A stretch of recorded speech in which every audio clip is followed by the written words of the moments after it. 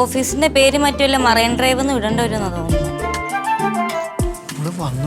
Nutty നോക്കിയേ അനക്കുണ്ടോ നോക്കടാ.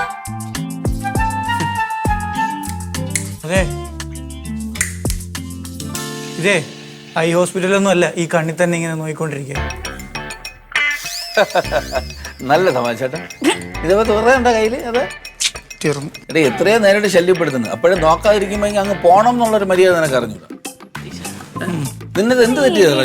പണിയടാശിക്കാണിച്ച് മോശമല്ലേ? ഇവള് രസം പിടിച്ചു വരുവായിരുന്നല്ലേ? ഓ ഇതൊക്കെ രസല്ലേ? അതൊക്കെ രസമാണ്. നിനക്കൊന്ന് പൊക്കൂടി നീ. ഇത് ഓഫീസാണ്. പണ്ട് ഇങ്ങനൊന്നും അല്ലായിരുന്നല്ലോ ഡയലോഗ് ഓടി. ആ ഫയൽ എടുത്തില്ല, ഈ ഫയൽ എടുത്തില്ല, ഉഗാണ്ടൊക്കെ മെയിൽ അയച്ചില്ലേ, അവിടെ ഇങ്ങോട്ട് വന്നില്ലേ? നിനക്ക് ലാസ്റ്റ് തന്ന ഫയൽ നീ ചെയ്തായിരുന്നു? ഇല്ല. അതെ, നിനക്ക് പണിയില്ലേ? നീയും പോ. നമ്മളിവിടെ വെറുതെ ഇരിക്കല്ല, കൊറേ ഡൗട്ട്സ് ഉണ്ടായിരുന്നു, അത് ക്ലിയർ ചെയ്തിട്ട് ഇങ്ങനെ ഇരിക്കുന്നതാ. അത് ഇങ്ങനെ കണ്ണുകളിൽ നിന്ന് കണ്ണുകളിലേക്ക് മെയിൽ അടിച്ചോണ്ടിരിക്കായിരിക്കും അല്ലേ? ഞാനൊരു കാര്യം പറയാം, ഇത് നിങ്ങളുടെ വീടോ സുഭാഷ് പാർക്കൊന്നും അല്ല, ഓഫീസാണ്. ആ ഒരു ചിന്ത കൗണ്ടർ അത് നമ്മൾ ശ്രദ്ധിക്കണം കേട്ടോ. അയ്യോ അയ്യോ, എന്റെ കൗണ്ടർ ശ്രദ്ധിച്ചില്ലെങ്കിലും കുഴപ്പമില്ല, ഓഫീസ് കാര്യം കുറച്ചൊന്നും ശ്രദ്ധ വെച്ചാൽ മതി. ഇവിടെ വേറെ ആളുകളുണ്ട്, ഈ രഹസ്യം അറിയാത്ത പല ആളുകളും ഇവിടെ ഉണ്ട്. അവരെ കൂടെ നിങ്ങൾ ഇനി അറിയിക്കരുത്. ഈ രഹസ്യം പല ആൾക്കാരും ഉണ്ട്, അതുകൊണ്ട് എല്ലാരും അറിയിക്കാൻ നിക്കല്ലേ. അതിലിപ്പോ അവളും പറഞ്ഞത് പറഞ്ഞു. എനിക്ക് പറഞ്ഞോളി, ഇപ്പൊ അണ്ണന് ആരും ജോലി ചെയ്യാത്തതിന് വഴക്കൊന്നും പറയണ്ടില്ല. അതേനെ ഞാൻ വഴക്ക് പറഞ്ഞു. പോയി ജോലി ചെയ്യണം. ഓഹോ, ഇപ്പൊ നാട്ടുകാരുടെ അടുത്താണെങ്കിൽ നാരായണ നാരായണ, ബാക്കിയുള്ളടത്താണെങ്കിൽ കൂരായണ കൂരായണ. സത്യത്തിൽ ഇത് ഇങ്ങനല്ല. ഞാൻ ഒരു അവസരത്തിനൊത്ത് അഡ്ജസ്റ്റ് ചെയ്താന്ന് വിചാരിച്ചാൽ മതി. അവസരവാദി കേട്ടോ അമ്മേ. എനിക്കൊരു മനസ്സുഖം അത്രേ ഉള്ളൂ. അങ്ങനെ ഇപ്പൊ നിങ്ങൾ രണ്ടുപേരും സൂഹിക്കണ്ട. എനിക്കൊരു എണ്ണ പോലും ഇല്ല. എടി അമൽ സാർ നിനക്ക് പെർഫെക്റ്റ് മാച്ചാ. അതിന് വലിയ മാച്ച് നീയാ. ഇപ്പൊ പുള്ളിയുടെ അടുത്ത് നിനക്ക് കടവുണ്ട്. പുള്ളിയുടെ 2 പവന്റെ മോതിരം വാങ്ങിച്ച് കൈ വെച്ചിരിക്കുന്നു. എന്തൊക്കെയാണ്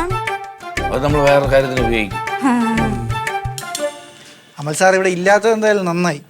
ഇത് സത്യം. അയാളിനി ഇപ്പഴെങ്ങനെ വരുമോ ഇങ്ങോട്ട്? കഥ പറഞ്ഞ് ഫയൽ വലിച്ചു കയറി. അതെ, 2 ദിവസം കഴിഞ്ഞ് അമൽ സാർ ഇങ്ങോട്ട് വരത്തുള്ളൂ. അത് നിങ്ങളുടെ ഭാഗ്യം. അതുകൊണ്ട് 2 ദിവസം മറുമാതിച്ചിരുന്നങ്ങോട്ട് പ്രണയിച്ചോ. ഞാൻ വേണമെങ്കിൽ ഈ ഒരു ബാക്ക്ഗ്രൗണ്ടിന് പറ്റിയൊരു പാട്ടൊക്കെ കേട്ടാ സൈഡിലിരിക്കാം. അതാ നല്ലത്. നിങ്ങളും പണിയെടുക്കുന്നില്ല, നമ്മളും പണിയെടുക്കുന്നില്ല. നമുക്കൊരു ഒത്തൊരുമയിൽ അങ്ങ് പോകാം 2 ദിവസം. എന്നാ ശരി, നടക്കട്ടെ അല്ലേ? ഞാനൊന്ന് പുറത്തോട്ട് പോയിട്ടുണ്ട്.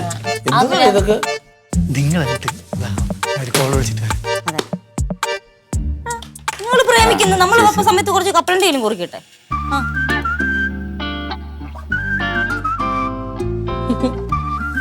ഹലോ, നീ ഒരു ടിക്കറ്റ് കളിയാ? ഉച്ചയ്ക്ക് ഞാൻ എന്തെങ്കിലും പറഞ്ഞ് ലീവ് എടുത്തോളാം. ഇവിടെ എന്തോന്ന് പണി? ഇവിടെ ഞാൻ തന്നെ മെയിൻ. എന്നാലും എത്ര മണിയാവും?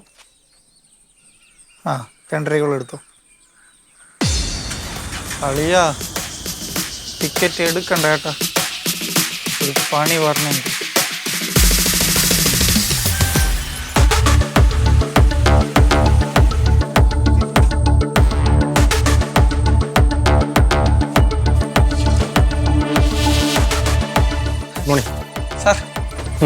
സാറെന്താ ഇവിടെ?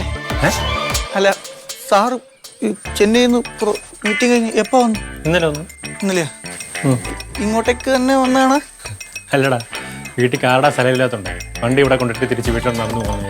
അങ്ങനെയാണെങ്കിൽ ഞാൻ ഒരു ഓട്ടോ വിളിച്ചു തരാം. സാർ അല്ല, ചെന്നൈ ഇപ്പൊ എങ്ങനെയുണ്ട് സാർ? മറീന ബീച്ചൊക്കെ അവിടെ ഇപ്പൊ ഉണ്ടോ? പ്രൊജക്ട് എങ്ങനെ ഉണ്ടായിരുന്നു?